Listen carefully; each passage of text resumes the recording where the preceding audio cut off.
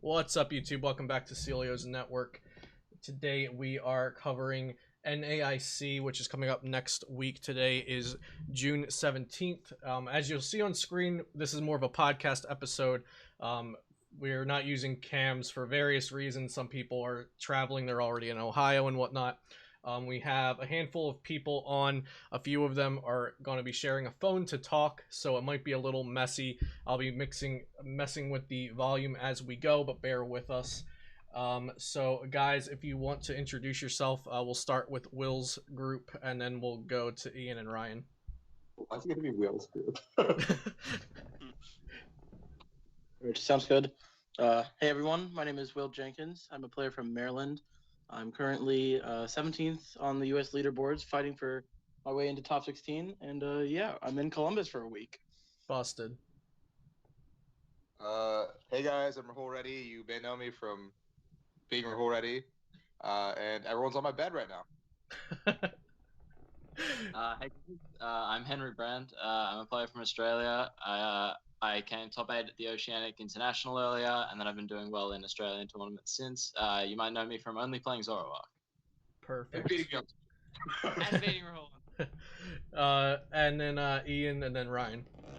I'm Ian Robb. I'm from the Rhode Island, New England area. I played Pokemon for a very long time, so it's been very fun being in Masters, being ranked 12th right now. Cool. And you just won last week or 2 weeks ago, right? Yeah. In It was the worst Madison. deck I've one of the worst decks I've played. And go ahead, Ryan. What's up? I'm Ryan from Pennsylvania. Been playing for like 9 years, but I've been a master for only 2. Cool. And what was your placement at NAIC last year? Top 8. Top 8. All right, cool. So we're going to start out kind of backwards with this one. I just want to get into the good stuff since this is a huge tournament. There's a lot of decks to talk about. I'm going to try not to keep you guys too long, though. So we're starting with, what do you think the 3 best positioned decks are for NAIC? So if there's a Zoroark or a Reshizard included, be specific to the variant. We'll go Ian Robb first. The 3 best positioned decks. I think Reshiram Charizard is, without greens, is very good right now. I think Jirachi Engine is much better than greens, personally. Right now, also just like Turbo Pikarom is very good, and Zapdos, like the Ultra Beast. Perfect. Ryan, same question. 3 best position decks. Pikarom for sure. I think it's the best deck. Reshizard with Jirachi as well. And maybe like Zoroark Silvally? I don't know. Or Stall. Stall's also pretty good. I don't think a lot of people will play it though. Okay, cool. Henry Brand.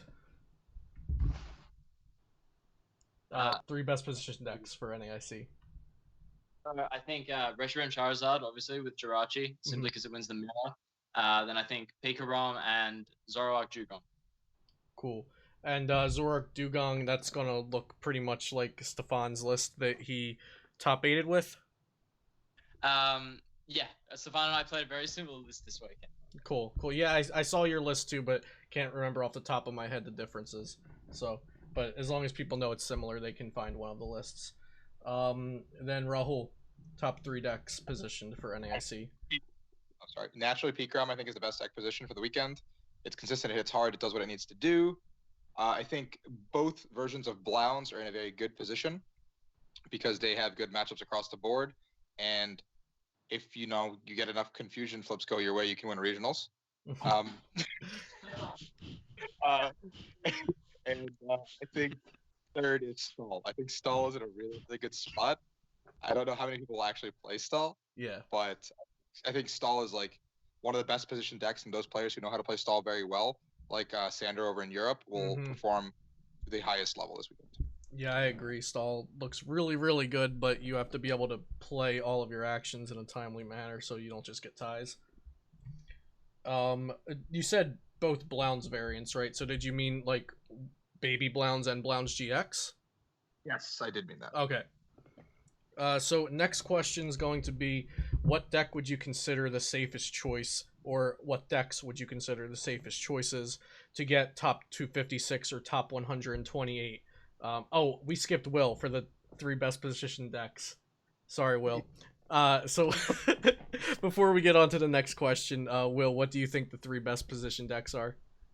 I think the 3 most best positioned decks this weekend are probably going to be Pikarom, Baby Blowns, and if Stall doesn't show up in numbers, probably Zap Beast. But if it does, Zoro Dugong or Zoro Savali.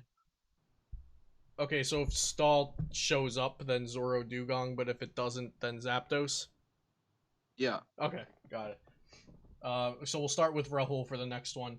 What would you consider the safest choice or choices to get, just to get points, if you're not trying to top 8 the event and you just want points? Zapdos.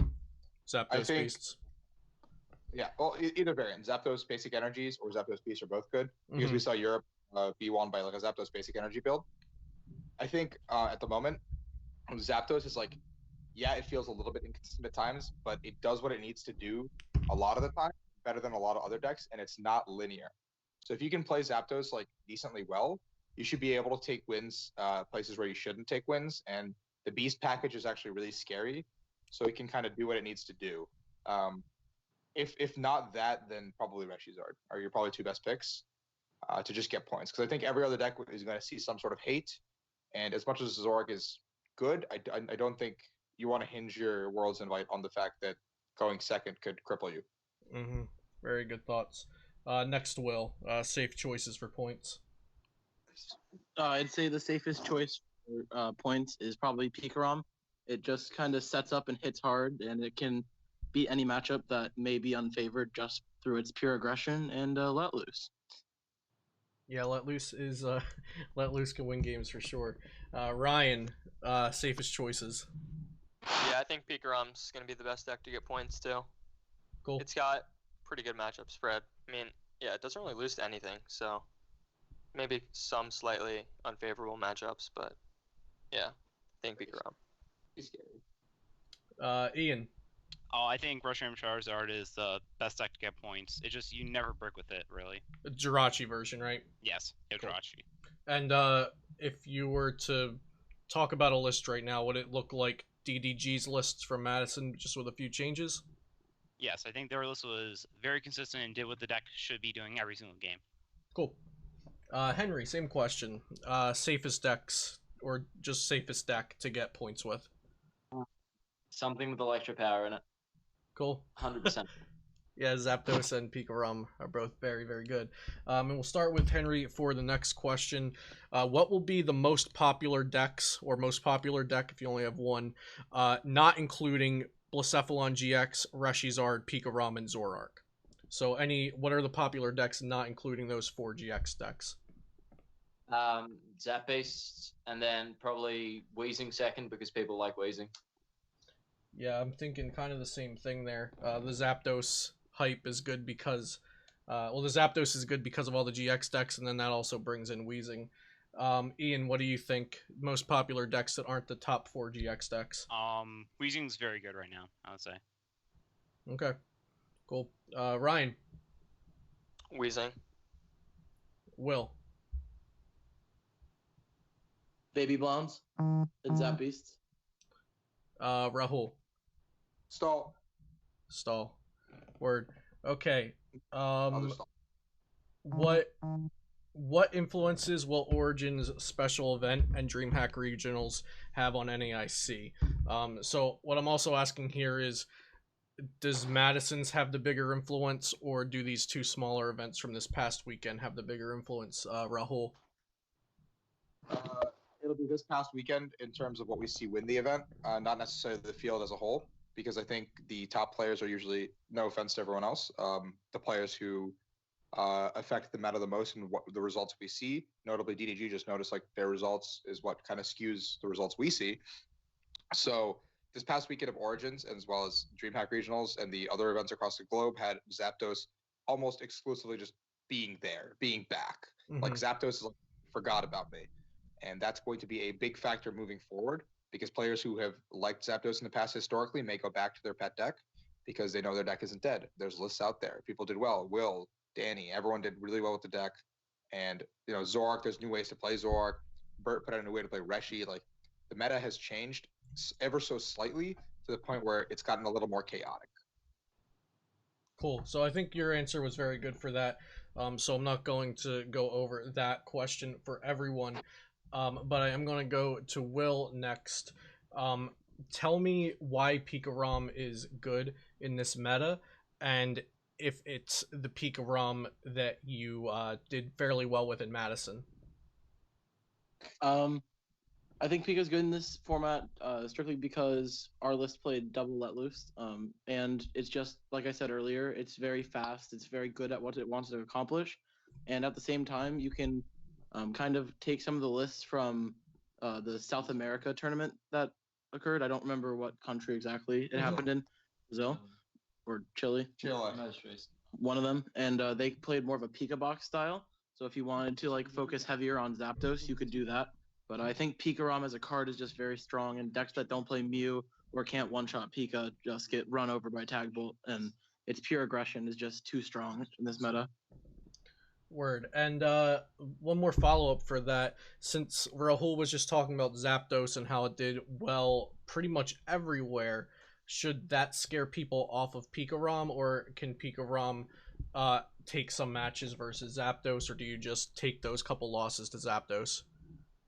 Yeah, so out of the group of people that played the 60 Pika in Madison, Justin, Rahul, and Xander all played against Zapdos. I did not, and they all beat one, or the one they played. Okay. No, none of us know how we did it, but we did it. So it is Also, doable. Yeah, as I learned at the cups I played in this weekend, Zapdos can miss a beat and then fall behind really quickly. It doesn't happen often, but if it does, it's pretty detrimental to the game plan. Mhm. And with Pika, you can kind of just swing with Zapdos early and then like not put GXs on the board so that you even the trade, and then you can come out of nowhere swinging, and skip like Nihilego or Sledgehammer, depending on when you do that. Yeah, the biggest issue I found in testing that matchup is the Tapu Koko GX, obviously. So Yeah. if I see a point where my opponent only has Rainbow Energies in their discard, or when I've just let loose them and they don't have a Jirachi or they only have one, then that kind of seems like the right time to try to go for a full blitz. Is that kind of the right mindset there? Yeah, for sure. You can kind of just like you can judge their deck size and see how realistic it is that they hit Thunder Mountain, and if there's no lightning energies in their discard or you're not knocking something out with a lightning energy, it makes it a lot easier to judge when or when not to full blitz. Cool. Ryan, on to you. How do you feel about Blacephalon GX? Do you think it's consistent enough for an NAIC? I know Ian just won with it at Madison, but of course, I do believe Ian said it takes a lot of luck to win an event with Blacephalon GX. So Ryan, I know we were testing it a bit. What are your thoughts on it? Yeah, I played Blacephalon at the past couple of cups and stuff, and like, it's pretty brain dead. I mean, like, you can like sequence to thin your deck out to like increase your odds of getting Beast Ring and stuff when you need it, but like, I don't know. It's good. It's pretty easy. I think if you're trying to get points, it's decent play as well. And do you play Alolan Muck or Persian GX? I play Persian because I don't want a dead draw. I don't want to have like too many Pokemon. But I think Muck's good if you expect Zapdos, since it just came first and second at Origins. I'm personally a bigger fan of Muck right now. Okay, let me hear your thoughts. So why Muck? I think Persian makes your deck overall more consistent, but your worst matchups like Pikarom get worse, because if you have Muck, you can just go use Marshadow, you let loose into a Muck, and sometimes it's Brick. Right. Yeah, that makes sense. And I feel that Rushies and your other matchups are good enough that you don't need Persian. Okay. So, do you think Blacephalon Muck is a choice of yours for this weekend? No, not at all. Okay, so tell me what has been doing well in your testing, or what's one of your own top choices, and why? Pikachu Zekrom is very good right now, I would say. It just, you don't really lose any deck.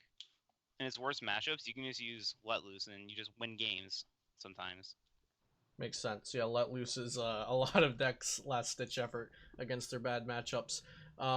Henry, Zoroark Dugong. Sell me on why I should play Zoroark Dugong.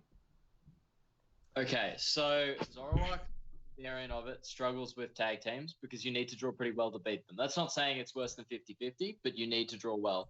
And so if you're going to play Zoroark and you need to draw well, there's no real point to narrow your matchup spread so much to focus on the tag team. So you're better off playing Dugong, where you can beat pretty much every deck in the game. Mm-hmm. So that's at least why I prefer it. Yeah, so Dugong's a lot more versatile, basically, right? Yeah, it's really versatile and it's quite skill expressive. So as long as you don't make any mistakes, you can often outplay your opponents and do similar things. And it can swing some of your 50-50 matchups to a bit better if you play it right. Cool. I really like that explanation of that. Will, you just got second with Zap Beasts, correct? At Origins SPE? Yeah. Okay, cool. So, why should you play Zapdos this weekend? Or why should you not? Which one are you more leaning towards? Why should you or why should you not? After playing it pretty much all weekend, the only real reason I could say to not play it is Stall got hyped up in Sweden, and Stall generally isn't a very good matchup for Zapdos. So if that's something you're afraid of, I would shy away from Zapdos. At the same time, I felt like the deck had a few issues with energy draw. There were just turns where you would miss a beat because you couldn't draw into your energies, and adding energy lottos and stuff fixed that. But that's just one of the concerns I found with the deck. I personally really like it going into the event. I think it's my top choice out of Comfort now that I've played it so much. And it's just such a good deck. Its attrition can kind of just take you forward in any matchup that might be unfavorable. Like if you play against some random stage 2 deck, you can just go Guzma kill your bench guy and then keep doing it and they'll run out of stuff. But against meta decks, there's all these tag team Pokemon that you just swing into for 110, then you have Shrine, and eventually you can just two-shot them and take 3 prizes on your 1 prize trade. And the deck has so many things in it that are good. Spiritomb, Kartana, Buzzwole, Nihilego, Coco GX, all these options for you to play. And it's like a really nice, I don't know if toolbox is the right word for it, but there's just a ton of options in the deck. Word, very cool. Rahul, you mentioned Baby Blounds and what you think the top 3 decks are. Why Baby Blounds? Do you think it's consistent enough to perform well? Or does it need like a ton of people on it so that the variance lets one sneak in? So my thoughts on the Baby Blounds is like, it's a deck that is highly disrespected because of like how linear it is and how, I think there's a very lack of element of skill in the deck where you just simply play with the cards you're given in your hand.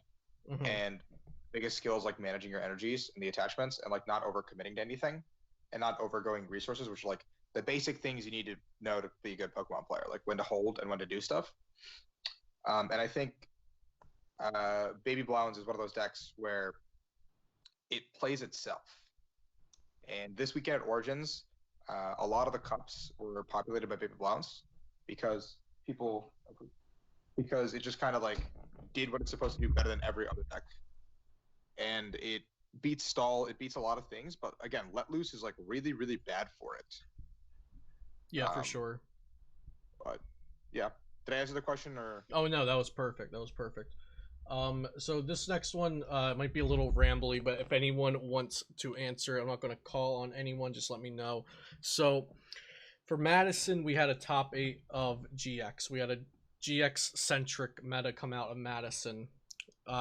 So going into Origins, people played things like Zapdos and Baby Blounds and Weezing.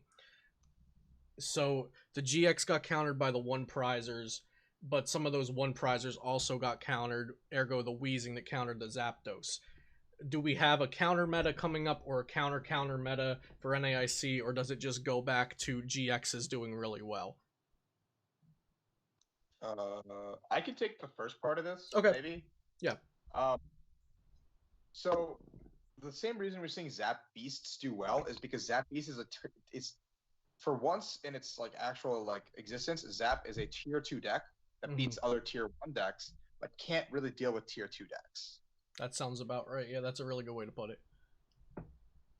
So so if to simplify what I said, Zapdos beats the tier 1, but was attempted to be countered by the other tier 2s. Yeah, And so the other tier 2 decks are in a very similar vein, where the other tier 2 decks can beat each other, but like marginally, and they suffer from like really big consistency issues. But at the same time, like they have a decent matchup against some of the best tier 1 decks. Mm-hmm. Yeah. While they're in the counter meta, we're going to see something like last year, I think, where the best decks will still rise to the top. Zoropod still did well. Buzz Rock still did well. Buzz Garb still did well. Like the counter decks, ironically enough, I think the Zoroark that Antonucci played was a counter deck to the field, and that one and Malamar were the only two decks that kind of came out of nowhere to do well. And the Hoopa thing that Aaron Tarbell played. Evil Tall Break, that one. Yeah, Hoopa, Evil Tall Break, whatever, jank. But it's got to be something out of left field, I think. Whatever the counter deck is that's going to take this tournament by storm is not something we expect. Right. Last year it was the Evil Tall and also Zoroark Control by Tord. Yeah, and like I think counter decks are only as strong as long as people don't know how to play against them and what's in them. And so like things like Weezing and like Baby Blondes, like yeah, they're very naturally strong, and same with Zappies. But like you know what they plan on doing like 99% of the time. It's not a surprise anymore. So something's gonna come out of left field, and I like in my gut know there's some group that has been testing for like a long time, and they're like someone's gonna go deep like last year with the Evil Tall Break deck. Yeah, for sure. I've been thinking that too, scouring through PTCGO looking for what card it is, and I can't find it. Henry, we'll go to you. I think Rahul did a really well job covering that, the meta and the counter meta. Why do I play Jirachi Zard over Green Zard? So Green Zard has like the nice healing option with Herb, and it just has greens to get you your max potion or your fuel blow or whatever you need. Why is Jirachi's better for this tournament? Well, first off, I think Mixed Herbs is basically just a way that Pedro found to make Zoroark even worse. As a deck, not as a matchup. Definitely much better as a matchup. But I think if you play greens, you're wanting to beat Zap Beasts. That's the main thing. And then if you're playing Jirachi Zard, you're wanting to beat the Mirror. And so you basically want to hedge your bets on whether there's more of one or the other. But as in general, I'd say the Jirachi Zard is stronger. Word. Cool. Are there any decks that we have not covered that anybody wants to bring up? Shedinja, go for it. I think Shedinja is very well positioned right now, but it's extremely risky to play because it could loses to some normal attacks like Guzma, Palpat, and Zork. Yeah. And also the Pika Rom list that played 2 field blowers. Yeah. Hello, thank you. So that's an issue too. Yeah. Yeah, and I also think since Stall did well, I think that a lot of people that are like already locked on playing Zork are just gonna throw in an Orangro so they don't lose to it, and maybe a what's it called? Persian? Giraffe Rig. Oh, Giraffe Rig. Yeah. Because that just beats Shedinja, right? I think. Yeah. Or if not a tie. Yeah. Definitely Shedinja. I don't think new people will hop onto Stall though.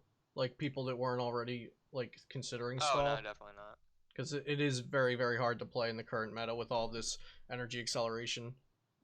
And just a lot of people don't like it. That's why I don't think it'll be popular. Yeah, for sure.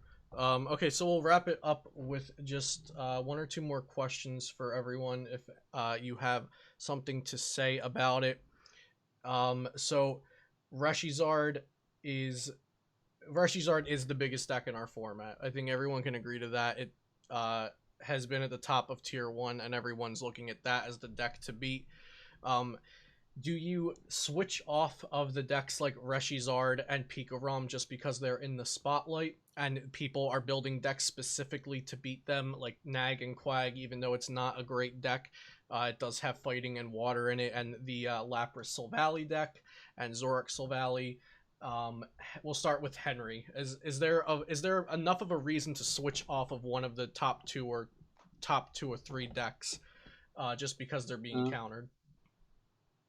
I don't think it's necessarily a reason to switch off of Pika, but I would definitely switch off of Reshizard personally, because as I was saying earlier, it's not a very skill expressive deck, and I feel like decks that have low skill expression give you very, very low wiggle room to actually win your bad matchups. And that's probably the biggest downside to playing the deck. It doesn't feel very rewarding. But Pika, however, there is skill ceiling to it, using Zapdos properly, using your different attackers, managing your resources, things like that. Great. Ian, same question. I think like the Rush Art is not, in my opinion, like a safe play if you're trying to win the event. But I think Pikarom is very good right now. The deck feels like Buzzle Rock for NAIC last year. It just doesn't really lose anything, and there's some small things to the deck that if you optimize your play, you can win some matchups you're not supposed to win, or the counter matchups. Great. Ryan. Yeah, I don't think Rushizard's that good, but like Pikarom, like a lot of decks just can't tech to beat Pikarom. There's not much you can add that beats it. Trying to think of something that can, but there's really not Aside much. from Mew. Oh yeah, Fighting I guess you can add a Mew in Zoroark decks. That makes it like maybe 50-50. But I think if you just like as Pikarom, if you like maybe let loose them and then chase Zoro's with Zapdos early and then go in with Pikarom, I think that's a pretty good way to beat Zoroark. Okay. Like even if they have Mew. For Will, I'll have a new question that came from Ryan. Basically, should Rushizard be more scared of the water counters, or should Pikarom be more scared of Mew? I'd say that Rashi should be more scared of water counters. Okay, and same question for Rahul. I agree with Will. Mew doesn't really do anything. It just kind of like slows down the inevitable, in my opinion. Yep. Zoroark still has to be able to compete, and like I think the only deck that could do that is Zora Dugong. Zora Persian can't do anything but Zora Dugong has a one prizer that spreads and splashes, whereas like Zoro Persian is like, or Zoro something is like, hey, I have a Mew, and I'm just like, okay, cool, I'm just killing your Persian. Cool. All right, we're going to wrap it up with one last question for everyone about what decks will be in top 8 and or win the event, and then we'll go ahead and do shout outs. So Henry, I'm going to give you a unique one. Is there going to be a stall or mill type deck in the top 8 of NAIC? I'd say yes. Sweet. Ian, is there going to be a Blacephalon GX in top 8 of NAIC? Actually, yes. Yes, okay, you did the math. I think someone's going to hit like 12 Rushizards and then somehow get top 8. Sick. Ryan, give me 2 decks that I didn't already mention that are going to be in top 8. Wait, like in the entire discussion, or like... No, like just now. So not including Stall and not including Blacephalon GX. Oh, Zoroark and Pikarom. Which Zoroark? Zoroark Dugong. Okay. And Pikarom without Jirachis, correct? Yeah. Okay. Will, what deck do you play if you want to win the event? Pika. And Rahul, what deck do you play if you want to win the event? Personally, Pika. If I wasn't so struck on Pika, I'd play Stall. Okay, cool. Rahul, go ahead and shout out. And thank you, everyone, for being on. We'll go Rahul, Will, Ryan, Ian, and Henry. Shout out to you for like randomly accommodating us. I know it was like super last minute, but this was fun. Shout out to ARG, pretty good team. Argent Saga was actually fun. We finally played it. I really actually enjoyed the game. You guys should check it out. We'll have demo decks over at NAIC, so find us. Shout out to TC Evolutions, best dice in the game, and 6 prizes. I wrote about my Pikarom deck that we all played at Madison almost 2 weeks before the event, and I changed like 2 cards from that list. So yeah, don't that I don't write about what I play. Don't play. Go ahead, Will. First of all, shout out to you, Luke, for having me on. Thanks, and accommodating Rahul and Henry super last minute. Shout out to Team Topka Comics of Berwyn for sponsoring me, and yeah, shout out Brett Burns. Ryan. I have a Twitch channel, Ryan with 5 1s, Ryan 11111. Yeah, that's it. Sick. I don't really stream, but you stream Legends every now and again. Yeah. Ian. You can hear me rage on there. Shout out to Eamon Johnson. That's it. Short and sweet, I like it. And Henry. Just shout out to everyone who texts for stall for NAIC. And follow me on Twitter at @BenryBrand. Cool. Henry, and you're from EU, correct? Australia. Australia. Perfect, my bad. I think you're the first ever guest I've had on the channel from Australia, so thank you very much for being on this discussion, and I extend it to everyone. everyone watching, thank you. Hope this helped. Sorry this was a little bit in shambles compared to the usual meta discussion, but like I said, hope you got something out of it. If you have any questions, comment, and I'll try to get to them. And good luck at NAIC. I'll see you next time here on Celio's Network.